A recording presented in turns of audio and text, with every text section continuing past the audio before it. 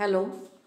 Semester 1 के लिए जिनका मेन हिंदी है उनके लिए पेपर 1 का आह्वान काव्य का भावार्थ या सारांश लिखिए, जिसके उत्तर के रूप में हम प्रस्तावना, भावार्थ या सारांश और निष्कर्ष देखेंगे।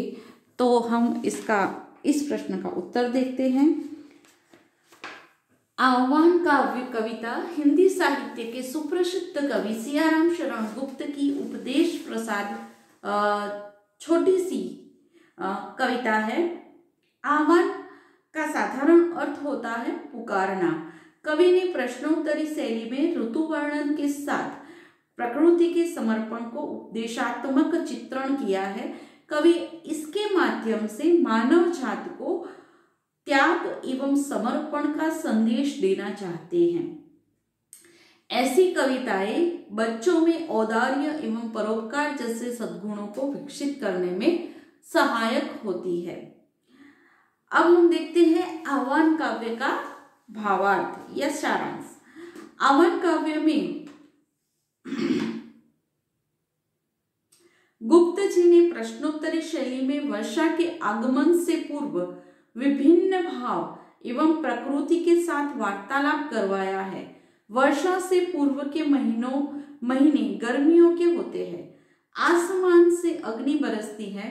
ऐसे समय में भी वृक्ष, लताएं, पुष्प, वसंत ऋतु का वैभव, जलाशय आदि इनमें झुलसते हैं। फिर भी वे अत्यंत प्रसन्नता पूर्वक अपने पास जो भी है वह देने के लिए तैयार है। तात्पर्य यह है कि प्रत्येक इंसान को कठोर परिस्थितियों एवं मुश्किलों में भी दूसरों की मदद करनी चाहिए। अपने पास जो कुछ भी है इसका संसार के कल्याण के लिए उपयोग करना चाहिए और इसके लिए हमें तत्पर भी रहना चाहिए।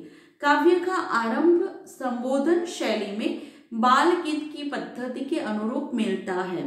सर्वप्रथम प्रखर गर्मी बरसाने वाला वैशाख माह प्रस्तुत होकर वृक्षों को आह्वान करता है। हुआ कहता है, सुनो सुनो आ पहुंचा मैं, सुनो सुनो आ पहुंचा हूं मैं, पावस राजदूत वैशाख, बोलो आज कौन क्या देगा, मेरी कटुता की है साख। वैशाख का कहना है कि मैं वर्षा ऋतु का राजदूत हूं, अर्थात वर्षा का आगमन वैशाख के आगमन के बाद भी ही होता है।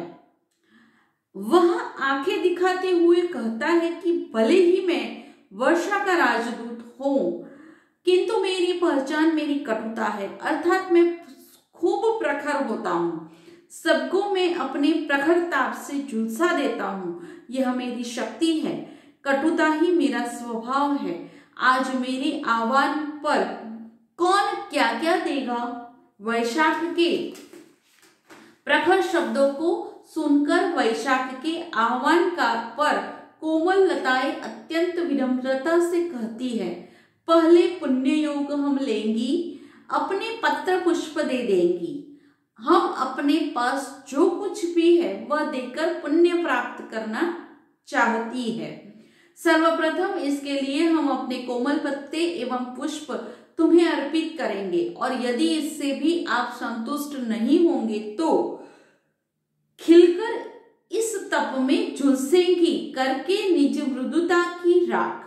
हम लतिकाएं और अधिक क्या दे सकती है वैशाख। लतिका के पास पत्र पुष्प के सिवा और क्या होगा। फिर भी वे बड़ी ही विनम्रता के साथ कहती है कि हे वैशाख, हम इससे अधिक तो क्या दें। हम तुम्हारे ताप में अपनी मृदुता को जलाकर अपनी राख बनाकर तुम्हें देने के लिए तैयार है। लतिकाएं अपना अस्तित्व भी समाप्त करने के लिए तैयार है। यह दिखाकर कवि उपदेश देना चाहते हैं कि प्रत्येक मनुष्य को प्रकृति के इस गुण को अपने जीवन में अपनाना चाहिए। दूसरों के लिए अपने जीवन का सहज ही बलिदान करने वाली प्रकृति इंसानों से भी श्रेष्ठ है। वैशाख लताओं से पल्लव पुष्प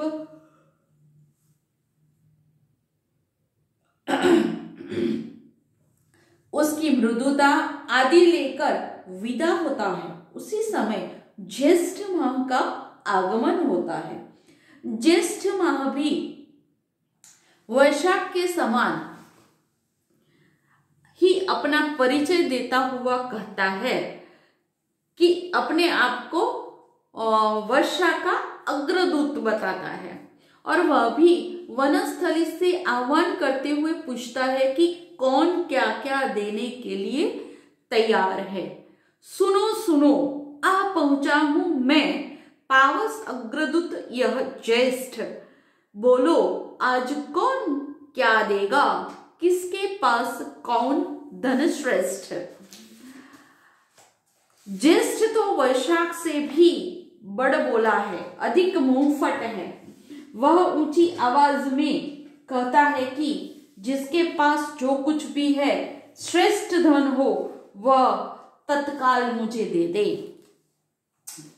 वनस्थली ज्येष्ठ के आह्वान का सहर्ष स्वागत करते हुए कहती है कि आज तो हमारे लिए धन्यता का दिवस है कि हम से किसी ने कुछ मांगा है। आज चारों ओर बसंत की सुरभि एवं नवरस प्राप्त है। हे ज्येष्ठ,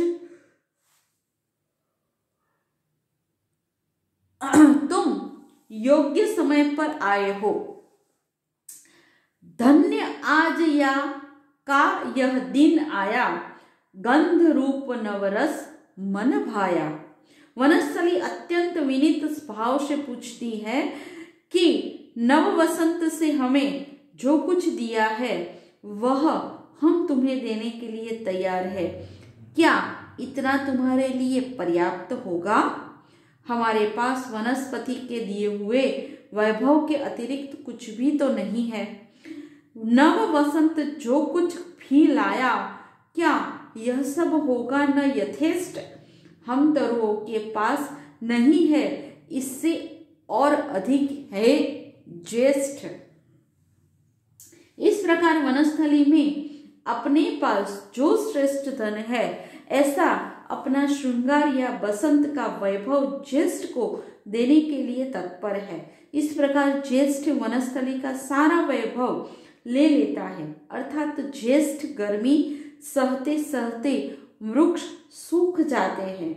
ज्येष्ठ के जाने के बाद वर्षा ऋतु के आगमन के ध्वज व पताकाओं के समान आषाढ़ का आगमन होता है।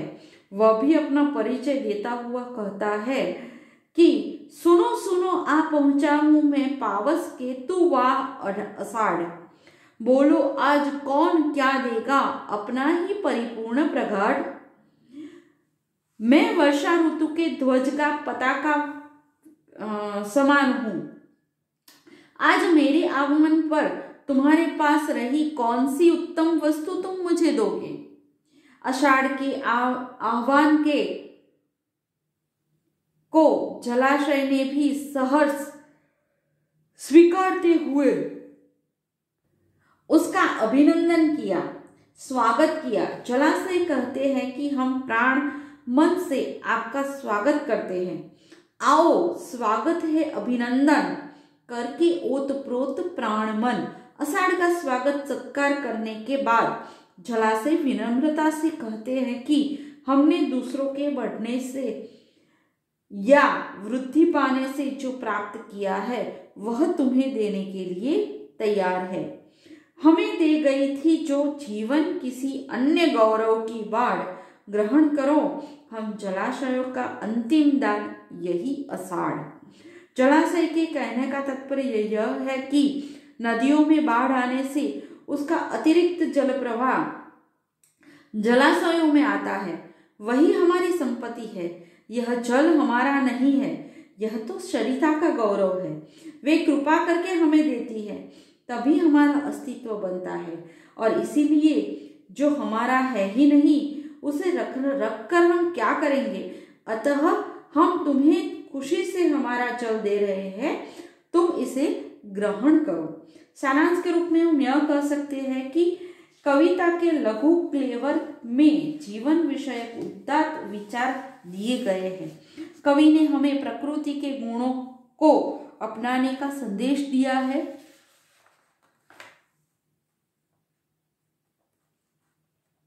केवल 3 महीने के आगमन एवं प्रकृति का प्रदान इतनी सी बात को छोटी सी नीतिपरक कहानी का रूप प्रदान करके अत्यंत सरल शब्दावली में प्रस्तुत करके कवि ने अपनी काव्य प्रतिभा का यहाँ पर अच्छा परिचय दिया है।